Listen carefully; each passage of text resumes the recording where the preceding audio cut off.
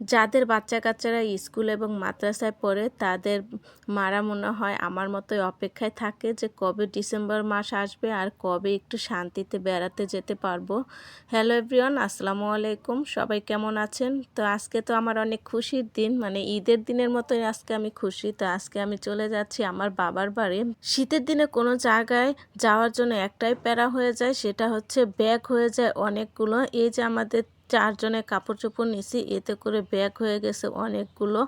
তো এই তো রাস্তা দিয়ে যাওয়ার সময় আমাদের এই যে সরিষা ক্ষেতটা পড়ে, এই ক্ষেতে কিন্তু অনেকেই আসে ছবি ছবি তোলার জন্য। আর দেখতেও কিন্তু মাশাআল্লাহ অনেক সুন্দর। আমাদের এলাকায় এই একটাই সরিষা ক্ষেত।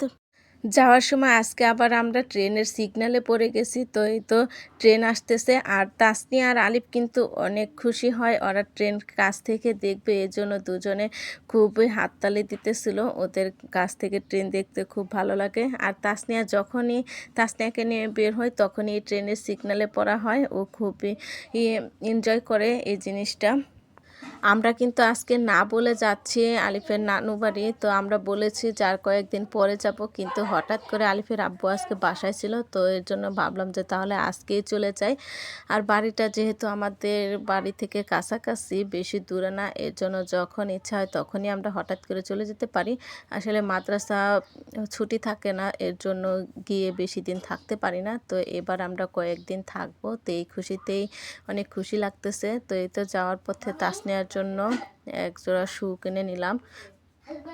আমার তাসনিয়া কিন্তু জামার থেকে জুতা কেনার প্রতি আগ্রহ বেশি, ও জুতার প্রতি ওর আকর্ষণটা বেশি হয়ে থাকে, ও একটু জুতা পাগল প্রেমী মানুষ। এতদিন পর আমরা না জানিয়ে বাড়িতে গিয়ে ভাবছি সারপ্রাইজ দেবো, তো সারপ্রাইজ দিতে গিয়ে আমি নিজেই সারপ্রাইজড হয়ে গেলাম। এতদিন পরে এসে দেখি বাবার বাড়িঘর সব ভাঙাচোরা অবস্থায়, এই যে সব বাড়িঘর ভেঙে ফেলেছে, শুধু ওই সাইডের রুমগুলো আছে। তো এগুলো দেখে তো আমি হাঁ করে গেলাম। বাচ্চারা তো এখন বালু দিয়ে খেলার ভালোই আস্তানা পেয়ে যাবে।